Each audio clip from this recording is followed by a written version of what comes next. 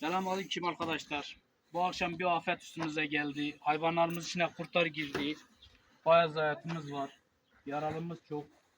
Hayvanlarımızı 30 tane arıyoruz, bulamıyoruz akşamda belli.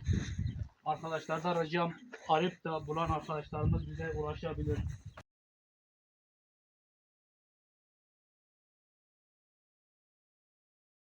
Arkadaşlar bunlar da yaralı olanlar. Bunları da buraya aldık, ilaç da yasak da boştur. Hayvanlarımız hepsi boyunlarında yaralanmış. Yani kurt kıtlamış, hepsi yaralı. Hayvan eziyet çekiyorlar.